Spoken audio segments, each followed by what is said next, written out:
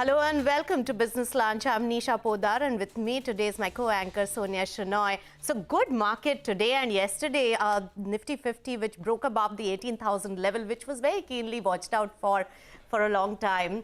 That is being sustained very, very comfortably even today. So at the moment, more than 0.5% up on Nifty 50 at 18,100 odd levels. But it's the Bank Nifty which is really not cheering and participating, showing huge amount of underperformance on the flat line right now, more on the downward tick. When it comes to the mid-cap universe, the broader markets are also doing much better than the Bank Nifty is performing. So that pocket is performing well, pretty much in line with the key indices, and that's why probably the advanced decline ratio, the market breadth is looking far better and in favor of the advances. On my screen, Axis Bank, because of a huge block deal, is seeing over 3.5% cut. And when it comes to one of the big gainers in terms of percentage, over 5% up in trade are Adani Enterprises as well as Divi's Labs. Sonia. Okay, absolutely. I mean, for this market, right, it's all about those new highs. 18,000 is here, it's holding.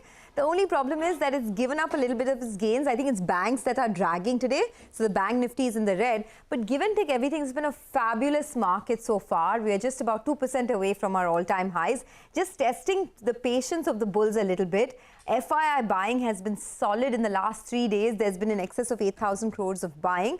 So looking pretty good over there. But let's get you all the top stories at this point. One stock that is under a bit of pressure is Tata Steel. It's trading in the red on the back of disappointing second quarter numbers. Nigel is here with all the details. Nigel.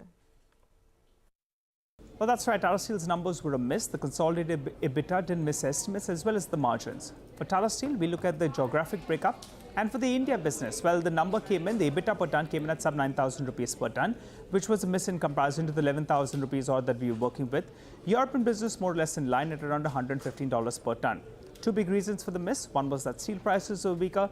The second factor was that input costs remained elevated and they didn't get benefit of lower input costs, which could flow through in the coming quarters. The net debt as well ballooned up by close to 17,000 crores, primarily because of the NINL acquisition, the capex that they spent, and also they paid out dividend.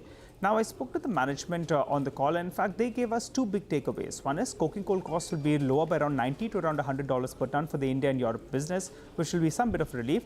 And the second factor, they admitted that yes, the European business will struggle a little bit in the second half of the year, and the EBITDA will be low in the second half in comparison to the first half of the year, though it will not move into the negative terrain. CLSA, well, they downgraded the stock. They cut the target price as well as cut the EBITDA estimates. They expect the India business margins to improve, though they see some risk to Indian steel prices because it's trading at a premium in comparison to imported steel.